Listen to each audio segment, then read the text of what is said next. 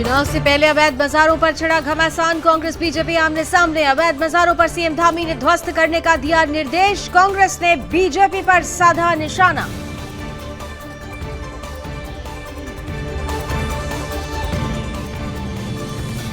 BJP की तरफ से विचार यात्रा संगोष्ठी का आयोजन, सीएम धामी समेत तमाम दिग्गज हुए शामिल। बुजुर्ग कार्यकर्ताओं को सीएम ने किया सम्मानित। सीएम धामी ने कहा, बुजुर्ग कार्यकर्ताओं से मिलती है राष्ट्र सेवा की प्रेरणा।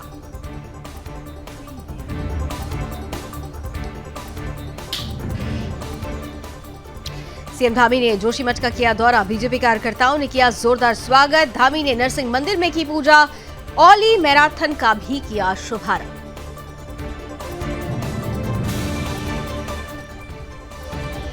बीजेपी नेताओं की अब होगी सोशल मीडिया रेटिंग, चुनाव से पहले बीजेपी का अब सोशल मीडिया पर है पूरा फोकस। राज्य सरकार की जनहित से जुड़ी योजनाओं को सोशल मीडिया के जरिए किया जाएगा प्रचार। और लैंड जिहाद पर धामी सरकार का एक्शन, लैंड जिहाद के खिलाफ कार्रवाई जारी। त्रिवेंद्र सिंह रावत ने कार्रवाई का किया समर्थन।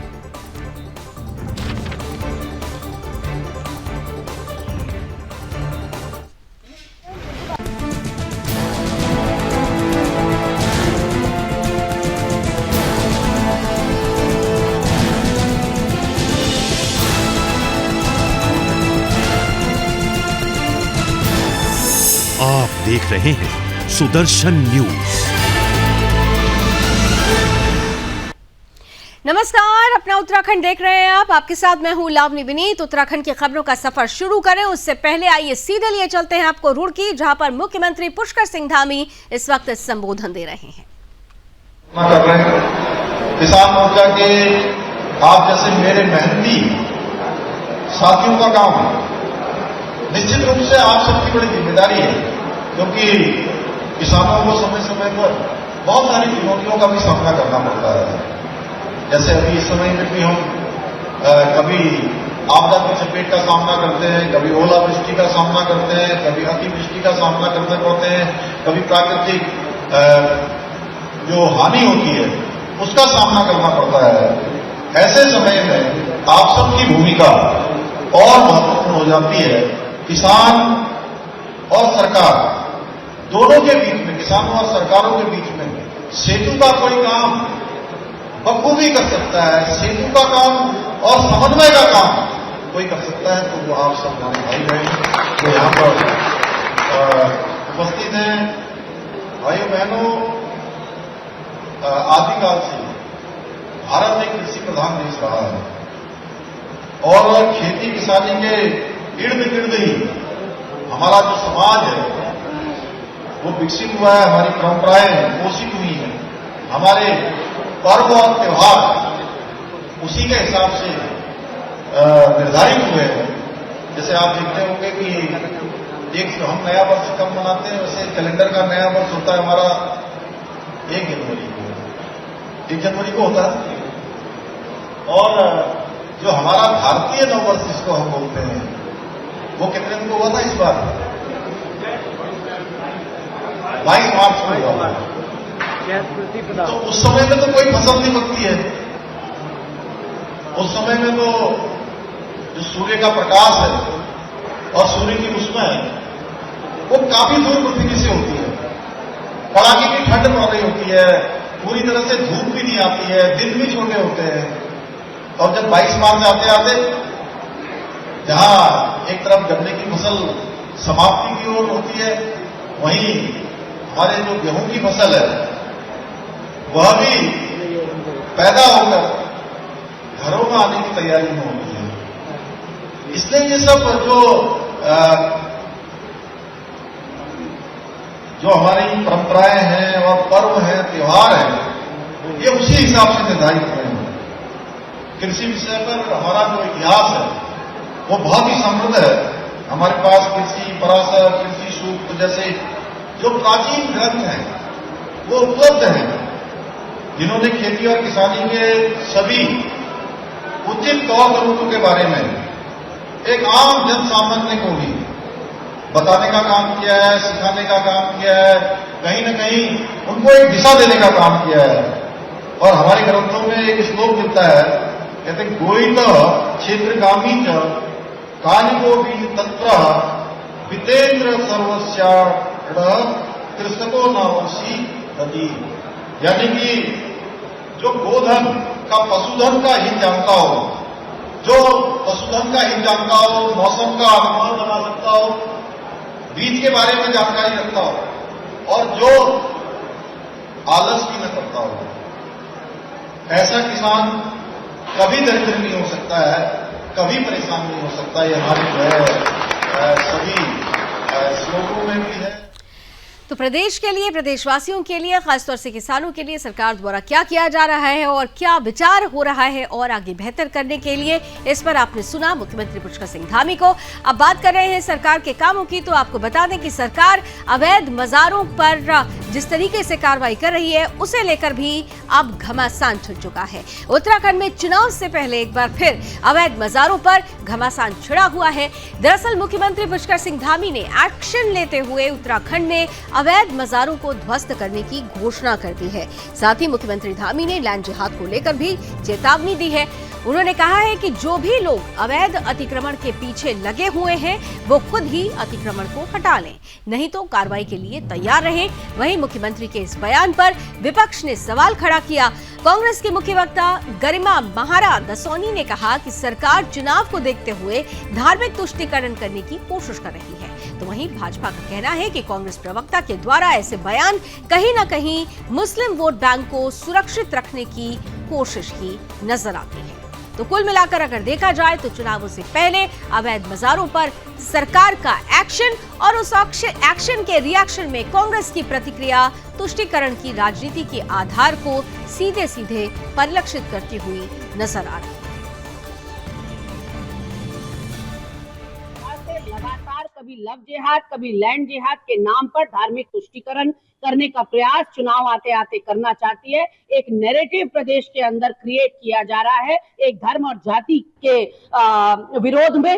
वो कहीं ना कहीं एक मुख्यमंत्री स्तर के व्यक्ति को शोभा नहीं देता। मुख्यमंत्री की समदृष्टि होनी चाहिए, उसके लिए सभी समान होने चाहिए, चाहे वो किसी भी वर्ग, समुदाय या जाति या पंथ के लोग हों। ऐसे में लगातार उनके द्वारा ये कहा जाना कि हम ध्वस्तीकरण कर रहे हैं, वो भी एक समुदाय विशेष का। इधर देवभूमि उत्तराखंड में संगोष्ठी सभा का आयोजन किया गया। सभा में उत्तराखंड के सीएम पुष्कर सिंह धामी शामिल हुए, जहां लोगों ने सीएम धामी का जोरदार स्वागत किया। इस बीच मुख्यमंत्री धामी ने विचार यात्रा संगोष्ठी को संबोधित भी किया। मुख्यमंत्री पुष्कर सिंह धामी ने कहा कि हमें अपने बुजुर्ग कार्यकर्ताओं से राष्ट्र सेवा और राष्ट्र निर्माण की प्रेरणा मिलती है। हमारे इन महान कार्यकर्ताओं के अथक परिश्रम के बल पर भारत ही नहीं, विश्व का बड़ा संगठन बन गया है भारतीय जनता पार्टी। उन्होंने कहा कि यह हमारे वरिष्ठ लोगों के प्रताप का ही फल है कि आज उन जैसा सामान्य कार्यकर्ता उत्तराखंड के मुख्य सेवक के रूप में कार्य कर रहा है।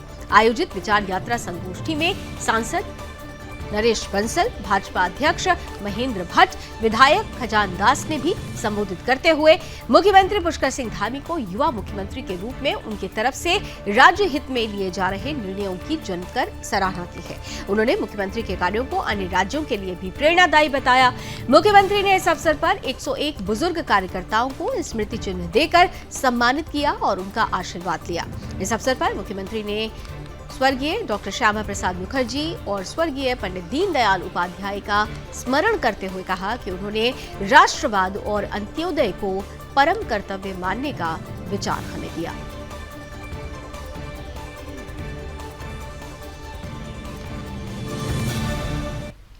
इधर उत्तराखंड के मुख्यमंत्री पुष्कर सिंह धामी शनिवार को जोशीमठ पहुंचे। मुख्यमंत्री पुष्कर सिंह धामी हेलीकॉप्टर से जोशीमठ आर्मी हेलीपैड पहुंचे, जहां बीजेपी कार्यकर्ताओं ने मुख्यमंत्री का भव्य स्वागत किया। इसके बाद नरसिंह मंदिर पहुंचकर मुख्यमंत्री ने पूजा अर्चना की और पहली बार आयोजित हो रही औली मैराथन रेस को हरी झंडी भी दिखाई। इस मैराथन का उद्देश्य आपदा प्रभावित जोशीमठ की वर्तमान स्थिति को देश तक पहुंचाना है। मैराथन में देश की 1 दर्जन राज्यों के खिलाड़ियों ने प्रतिभाग किया और सुरक्षित जोशीमठ का संदेश दिया। साथ ही सीएम धामी ने आपदा प्रभावितों से मुलाकात करते हुए उनकी समस्याएं सुनी, आपदा प्रभावित क्षेत्रों को लेकर अधिकारियों की बैठक ली और आवश्यक निर्देश दिए। वहीं मुख्यमंत्री ने बद्रीनाथ धाम यात्रा तैयारियों को लेकर भी समीक्षा की और यात्रा से पूर्व सभी तैयारियों को पूरा करने के लिए निर्देश दिए। देखिए, चारधाम यात्रा प्रारंभ होने वाली है, उससे पहले आज ये मैराथन हो रही है और यहाँ का आप स्वयं यहाँ का दृश्य देख रहे होंगे। यहाँ के लोग चारधाम यात्रा का इंतज़ार कर रहे हैं और ये मैराथन इस बात का पूरी तरह से एक स्पष्ट संदेश है कि जोशीमठ का कुछ भूभाग जरूर प्रभावित हुआ है, लेकिन यात्रा के लिए सब तैयार हैं। सारे देशवासियों का हम लोग आह्वान कर रहे हैं और ये मैराथन के माध्यम से भी पूरे देश भर के प्रतिभागी गण, खिलाड़ी बंधु, इस प्रतियोगिता में भाग लेने वाले सभी लोगों का ये एक सभी के लिए संदेश है कि यात्रा सुचारू रूप से होगी, अच्छे से होगी। और 11 लाख लोगों ने अभी तक रजिस्ट्रेशन यहाँ पर करवा लिए हैं और उत्तराखंड सरकार की तरफ से, यहाँ के प्रशासन की तरफ से सारी तैयारियाँ हो रही हैं और सभी यात्री जो उत्तराखंड आएंगे, श्रद्धालु आएंगे, एक भी श्रद्धालु जो उत्तराखंड आएगा, हमारी कोशिश होगी वो संतुष्टि का भाव लेकर यहाँ से जाएं। सभी की यात्रा इधर उत्तराखंड की बात कर रहे हैं, जहां प्रदेश भाजपा अब अपने नेताओं की सोशल मीडिया रेटिंग करने जा रही है। बहुत महत्वपूर्ण है क्योंकि इससे पता चलेगा कि बीजेपी के विधायक और सांसद सोशल मीडिया पर कितने एक्टिव हैं। वहीं केंद्र और राज्य सरकार की जनहित से जुड़ी योजनाओं को सोशल मीडिया के जरिए कितना प्रचारित प्रसारित किया जा रहा है, आम जनता तक कितना ये जो कार्यक्रम हो रहे हैं, विकास हो रहे हैं, उनकी पहुंच आम जनता तक कितनी है, इसके बारे में पता चल पाएगा। दरअसल बीजेपी का पूरा फोकस अब सोशल मीडिया पर है, लेकिन ये बात सामने आई है कि बीजेपी के बहुत से नेता सोशल मीडिया पर पूरी तरह से एक्टिव नहीं है और न ही केंद्र और राज्य सरकार की योजनाओं को प्रभावी तरीके से जनता के बीच लेकर जा रहे हैं। इसलिए सरकार की तरफ से ये महत्वपूर्ण कदम उठाया गया है कि सोशल मीडिया अब अगर बनता है ऐसा विंग, तो इससे ये पता चल पाएगा कि सरकार की पहुंच जनता तक कितनी है, कितने ऐसे विधायक हैं, नेता हैं जो निरंतर सरकार के कामकाज को जनता तक पहुंचा रहे हैं। एक बड़ा असर हो सकता है 2024 के चुनावों के पहले अगर सोशल मीडिया को पूरी तरह से सुदृढ़ किया जाए, और इसी कड़ी में ये महत्वपूर्ण कदम सरकार की तरफ से, बीजेपी की तरफ से उठाया गया है। पार्टी लगातार अपने कार्यकर्ताओं का, पदाधिकारियों का, सबका जो है संगठनात्मक मूल्यांकन करती है। इसी कड़ी के तहत जो है जो सोशल मीडिया पर हमारे पदाधिकारी हैं उनका कितना जो है इन्वॉल्वमेंट है, संगठन के कितने जो है कार्य वो सोशल मीडिया पर डाल रहे हैं, क्योंकि अच्छे काम संगठन लगातार करता है, उसको जन जन तक कितने लोग पहुंचा रहे हैं, या जन कल्याणकारी ये जो योजनाएं हैं जिनके माध्यम से जो है आम जनता को फ़ायदा हो सके। माननीय प्रधानमंत्री जी ने कहा है कि टेक्नोलॉजी का फ़ायदा अंतिम पायदान तक बैठे हुए व्यक्ति तक पहुँचे, इसका जो है हम सभी को ध्यान रखना है। इसी मद्देनज़र भारतीय जनता पार्टी ने तय किया है कि अपने सभी, चाहे विधायक हों, चाहे संगठन के पदाधिकारी हों, उनके सोशल मीडिया की हम तो सरकार द्वारा किया जा रहा काम अंतिम व्यक्ति तक पहुंचे, इसलिए जरूरी है कि सरकार के प्रतिनिधि कितना काम कर रहे हैं इसका आकलन हो, और इसीलिए सोशल मीडिया रेटिंग की दिशा में सरकार की तरफ से उठाया गया ये महत्वपूर्ण कदम है। आइए इसी के साथ उत्तराखंड की खबरें तो जारी रखेंगे, लेकिन इस बीच आपको उत्तर प्रदेश के महाराजगंज ले चलते हैं, जहां पर उत्तर प्रदेश के मुख्यमंत्री योगी आदित्यनाथ महत्वपूर्ण बातें कह रहे हैं। प्रेरणा लेने के लिए कह सके, एक आदर्श सबके सामने प्रस्तुत कर सके, और उन आदर्शों में से महान आदर्श प्रोफेसर सिब्बललाल सक्सेना का भी रहा है। ऐसे अनुकनित महापुरुष वे हैं जिन्होंने जीवन के प्रत्येक क्षेत्र में कार्य करते हुए इस जनपद को एक नई पहचान दिलाने का कार्य किया, और आज महाराजगंज जनपद अपनी प्रगतिशील कृषकों के माध्यम से, जन सेवकों के माध्यम से, नौजवानों की प्रतिभा के माध्यम से देश और दुनिया के सामने अपना झंडा गाड़ता हुआ दिखाई दे रहा है। और भाइयों बहनों, इसी अभियान को एक नई गति देने के लिए डबल इंजन की सरकार आपके पास बार बार विकास की परियोजनाओं को लेकर के आती है। और मान करिए 2800 करोड़ रुपए एक साथ एक जनपद को प्राप्त हो रहे हो, ये कोई सामान्य बात नहीं है। ये लगातार यहां पर कार्य कोई सोचता था, भाइयों बहनों, 17 के पहले जनपद महाराजगंज भी पूर्वी उत्तर प्रदेश के उन जनपदों की तरह स्थापित जनपद था जहां पर बरसात प्रारंभ होने के साथ ही इंसेफ्लाइटिस का दंश मासूमों को निगलने लगता था। याद करिए सैकड़ों बच्चे इस बीमारी की चपेट में आते थे। 1977 से लेकर के 2017 तक इन 40 वर्षों में हमने पूर्वी उत्तर प्रदेश के 50,000 से अधिक मासूमों को खोया है। लेकिन आज डबल इंजन की सरकार के सामर्थ्य, इन जनप्रतिनिधियों के द्वारा प्रशासन के साथ मिलकर के किए गए प्रयासों का परिणाम है इंसेफ्लाइटिस का उन्मूलन आज पूरी तरीके से पूर्वी उत्तर प्रदेश से हो गया है। कोई मासूम। तो आप महाराजगंज उत्तर प्रदेश से मुख्यमंत्री योगी आदित्यनाथ को सुन रहे थे। सरकार ने कितना काम किया है और अंतिम व्यक्ति तक किस तरीके से स्वास्थ्य की दिशा में महत्वपूर्ण काम किया जा रहा है, वो पहुंचाई जा रही है, इसके बारे में मुख्यमंत्री संपूर्ण विस्तार से बोलते हुए नजर आए। इन सब के बीच आइए वापस पहाड़ों पर लौटते हैं, उत्तराखंड की बात करते हैं फिर से, जहां पर लगातार लैंड जिहाद के खिलाफ कार्रवाई नजर आ रही है। प्रदेश के मुख्यमंत्री पुष्कर सिंह धामी जिहाद के खिलाफ मुखर दिख रहे हैं। सीएम ने कहा कि प्रदेश में 1000 से ज्यादा मजार दरगाह जब खोदी गई तो उनमें कोई अवशेष नहीं मिला। ऐसे अतिक्रमण पर सरकार लगातार कार्रवाई करेगी। वहीं इस मुद्दे पर उत्तराखंड के पूर्व मुख्यमंत्री त्रिवेंद्र सिंह रावत ने भी सरकार की इस कार्रवाई का समर्थन किया है। उन्होंने कहा है कि हनुमान जन्मोत्सव, रामनवमी जैसे पावन पर्व पर भारी सुरक्षा बल लगाना बेहद दुर्भाग्यपूर्ण है। किस तरीके से उत्तराखंड में अवैध मज़ारों का जाल बिछता जा रहा है और अब सरकार उस पर कार्रवाई कर रही है, इस कार्रवाई को लेकर लोग कितने सकारात्मक हैं, ये सब कुछ ग्राउंड से जानने की कोशिश की है उत्तराखंड के ब्यूरो चीफ कृष्णा कुमार ने।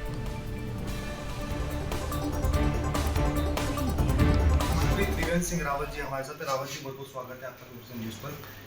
धन्यवाद सर, राज्य सरकार द्वारा लगातार अवैध मजारों पर कार्रवाई करी जा रही है, मुख्यमंत्री भी लगातार मुखर दिख रहे हैं, आप किस तरीके से देखते हैं? देखिए, कोई भी अवैध जो भी इस तरह के काम है तो अवैध कार्यों पर तो मुखर होने की आवश्यकता हमेशा रही है और कोई विशेष इरादे से और गलत इरादे से अगर कोई ये काम कर रहा है तो सरकार का काम है कि उनके इरादों को विफल करे। सर, जनसंख्या असंतुलन की बात करते हैं, क्या आपको लगता है प्रदेश में जनसंख्या नियंत्रण कानून लागू करने की आवश्यकता जरूरी है? अब देखिए, जनसंख्या नियंत्रण के लिए तो हमारे व्यवस्था है ही, उसके लिए जो हमारे विभाग हैं उसके लिए, ताकि जनसंख्या नियंत्रण हो। लेकिन आवश्यकता इस बात की है कि जनसंख्या हमारे जो डेमोग्राफी है उसको चेंज नहीं कर रही है या कोई उसके पीछे कोई दूसरी दुर्भावना तो नहीं है, क्योंकि देश सबकी प्राथमिकता होना चाहिए और जिस तरह से जनसंख्या बढ़ रही है वो जनसंख्या नियंत्रित होना चाहिए और सबके लिए एक समान व्यवस्था होना चाहिए।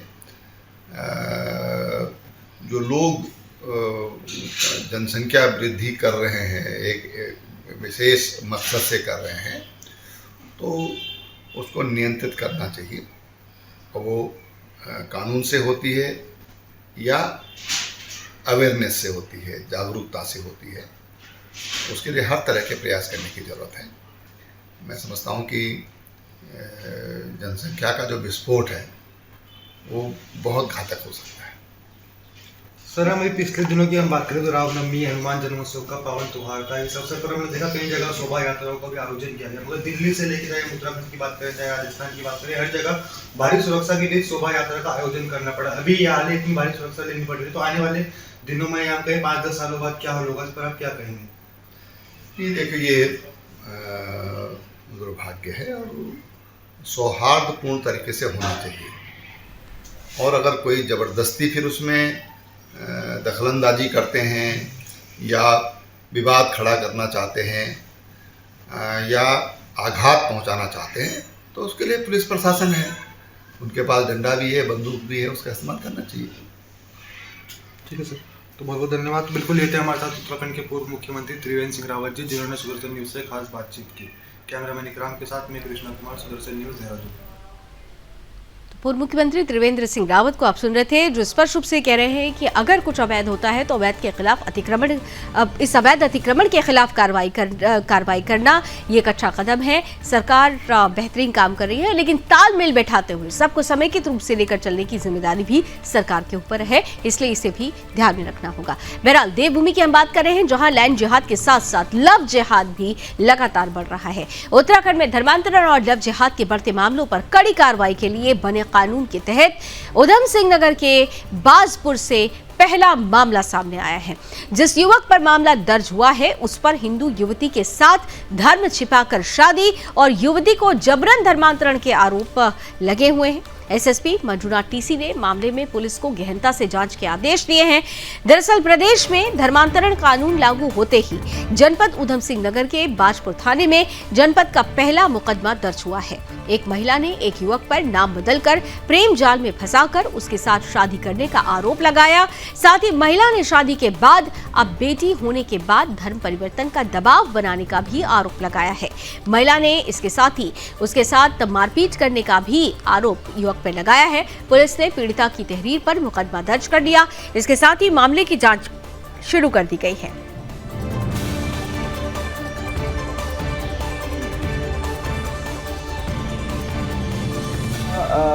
बहुत ही सीरियस मामला सामने आया है। एक लड़की को एक लड़का लड़की का प्रेम प्रसंग चलता है। शादी से जस्ट पहले पता चलता है कि लड़का कोई और समुदाय के है, तो फिर भी ये दोनों शादी करते हैं, क्योंकि लड़का और लड़के के परिवार वाले ने बोले थे कि लड़की जो है अपने धर्म के साथ रहे और वो लड़का भी, दोनों अपने अपने धर्म के अनुसार रहेंगे और शादी अच्छे से रहेगा। लेकिन अभी जो है हाल ही में रमजान जब शुरू हुआ, तब से लड़का और लड़के के परिवार वाले लड़की को बहुत परेशान करते हैं कि रोजा रखने के लिए, गोमांस खाने के लिए, विभिन्न प्रकार की रीति रिवाज फॉलो करने के लिए, जो लड़की पसंद नहीं था, और धर्मांतरण करने के लिए भी बहुत ज्यादा दबाव देते हैं। तो लड़की परेशान होकर पुलिस के पास आई। तत्काल मैंने मामला को संज्ञान में लिया और जो धर्मांतरण एक्ट के तहत जो सुसंगत धाराओं में हमने मुकदमा दर्ज किया। सीओ बाजपुर के नेतृत्व में यह विवेचना चलेगा और सख्त रूप से इन्वेस्टिगेशन करके कार्रवाई करने का निर्देश किया गया। पहला मुकदमा है पूरा धर्मांतरण कानून बनने के बाद, शायद कुमाऊं साइड का पहला मुकदमा है। इधर कार्रवाई मुख्य रूप से की जा रही है और उधम सिंह नगर से जो पहला मामला दर्ज किया गया है, इसके बाद ये एक उदाहरण भी है कि अब ऐसे मामले आएंगे तो उस पर प्रशासन सीधे तौर पर सख्त कार्रवाई करता हुआ नजर आएगा। इधर आगे बढ़ते हैं और बात करते हैं मुख्यमंत्री पुष्कर सिंह धामी की, जो हरिद्वार पहुंचे, जहां भल्ला कॉलेज ग्राउंड में बीजेपी कार्यकर्ताओं ने उनका भव्य स्वागत किया। मुख्यमंत्री राज्य अतिथि गृह दाम कोठी में जनपदीय अधिकारियों के साथ विकास कार्यों की समीक्षा बैठक के लिए हरिद्वार पहुंचे हुए थे। इस बीच सीएम धामी भारतीय जनता पार्टी किसान मोर्चा के प्रदेश कार्य समिति के समापन सत्र में भी प्रतिभाग करेंगे। मुख्यमंत्री पुष्कर सिंह धामी का कहना है कि विकास कार्यों की समीक्षा के साथ ही चार धाम यात्रा को लेकर उनकी तरफ से अधिकारियों के साथ बैठक की जा रही है। चार धाम यात्रा पर आने वाले श्रद्धालुओं का पहला केंद्र हरिद्वार रहता है। यहां पर सभी प्रकार की तैयारियां पूरी होनी चाहिए। साथ ही सीएम धामी ने कहा कि लैंड जिहाद किसी भी हाल में नहीं बख्शा जाएगा।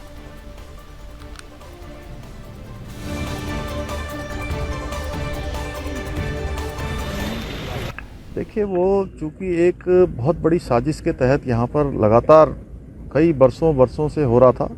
जितने भी इस प्रकार के गलत काम हुए हैं, उन सभी कामों को ठीक करेंगे और लैंड जिहाद देवभूमि पर किसी भी कीमत पर नहीं होने देंगे। उसको हमने कहा है कि स्वतः ही सब जिन लोगों ने ये कब्जे किए हैं, ये अतिक्रमण किया है, मजार जिहाद, लैंड जिहाद, उसको हटा लें, अन्यथा प्रशासन हटाएगा। सर, रिंग रोड बनने जा रही है हरिद्वार में, सर कितना फायदा मिलेगा आने वाली श्रद्धालुओं को? ये रिंग रोड है और हर की पौड़ी कॉरिडोर जो प्रस्तावित है, इन सब के बनने से निश्चित रूप से एक नए स्वरूप में, जो हरिद्वार वैसे तो पूरे विश्व में विश्व प्रसिद्ध स्थान है, लोगों की श्रद्धा आस्था है, लेकिन उसको और सुविधाजनक बनाया जाए और भव्य बनाया जाए, उसके लिए हम लोग ये प्रयास कर रहे हैं। उसमें रोड कनेक्टिविटी भी है। इधर उत्तराखंड के कैबिनेट मंत्री गणेश जोशी हरिद्वार पहुंचे। देवभूमि के पूर्व सैनिक कल्याण समिति हरिद्वार के 9वें वार्षिकोत्सव कार्यक्रम में मंत्री गणेश जोशी ने प्रतिभाग लिया। मंत्री गणेश जोशी ने कहा कि देश की मोदी सरकार और उत्तराखंड की पुष्कर सिंह धामी सरकार पूर्व सैनिकों के लिए अच्छा कार्य कर रही है। कैबिनेट मंत्री गणेश जोशी का कहना है कि आज पूर्व सैनिकों की तरफ से आयोजित कार्यक्रम में प्रतिभाग करने का मुझे मौका मिला। इनका कहना है कि मोदी सरकार और पुष्कर सिंह धामी की सरकार पूर्व सैनिकों के लिए अच्छा कार्य कर रही है। उत्तराखंड सैनिक बाहुल्य क्षेत्र है और देश की सेना में 75% प्रतिशत सैनिक हमारे छोटे से राज्य से आते हैं। देश की सुरक्षा करने वाला हर 5वां सैनिक हमारे राज्य से होता है। कई सैनिक हमारे वीर गति को प्राप्त भी हुए हैं और लगातार मां भारती पर न्यौछावर कर रहे हैं अपने आप को। साथ ही उन्होंने कहा कि हमारी सरकार ने फैसला लिया कि देश की सीमा पर बलिदान होने वाले जवान के एक परिजन को नौकरी दी जाएगी। अभी तक 23 लोगों को हमारी सरकार द्वारा नौकरी दी जा चुकी है। इसके साथ ही सैनिकों और उनके परिवार को मिलने वाली सुविधाओं का भी राज्य सरकार निरंतर ध्यान रख रही है। यहाँ के पूर्व सैनिकों द्वारा आयोजित कार्यक्रम में आने का मुझे मौका मिला और हमारी चाहे दिल्ली की नरेंद्र मोदी जी की सरकार हो, चाहे प्रदेश की पुष्कर सिंह धामी की सरकार हो, लगातार सैनिकों के कल्याण के लिए काम कर रही है। उत्तराखंड एक सैनिक बहुल क्षेत्र है।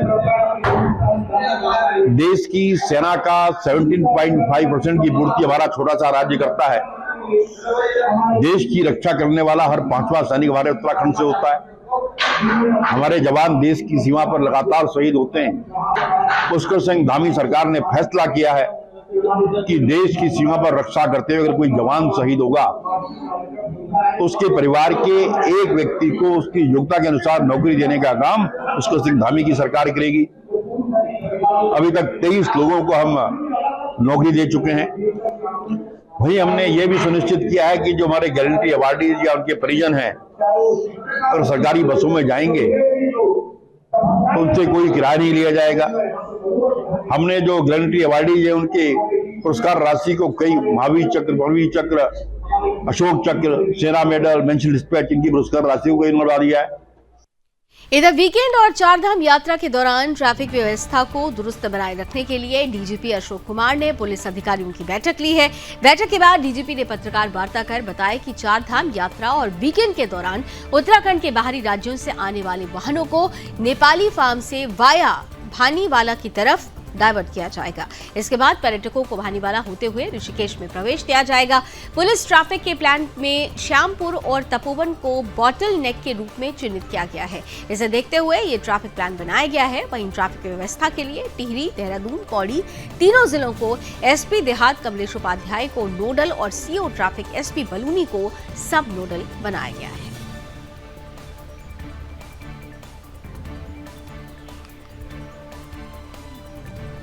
को थोड़ा फॉलो अप करेंगे और इसका विशेष प्लान बना रहे हैं।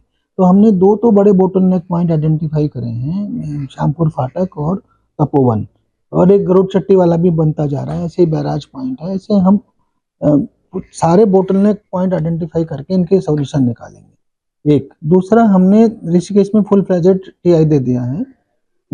नंबर 3 जो है, वीकेंड्स पे निर्णय लिया गया है कि जो दिल्ली की तरफ से आने वाला ट्रैफिक है, हरिद्वार की तरफ से, उसमें इधर उत्तराखंड के सीएम पुष्कर सिंह धामी जी के पिता स्वर्गीय श्री शेर सिंह धामी जी की 3री पुण्यतिथि है। इस अवसर पर नागरिक चिकित्सालय खटीमा में एक रक्तदान कार्यक्रम का आयोजन किया गया, जिसमें कई लोगों ने रक्तदान किया, जिसमें 2 छोटे छोटे बच्चे भी रक्तदान करते हुए नजर आए।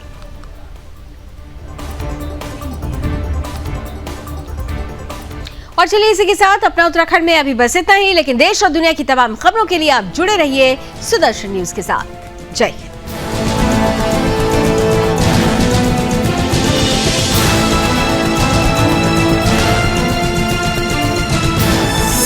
आप देख रहे हैं सुदर्शन न्यूज।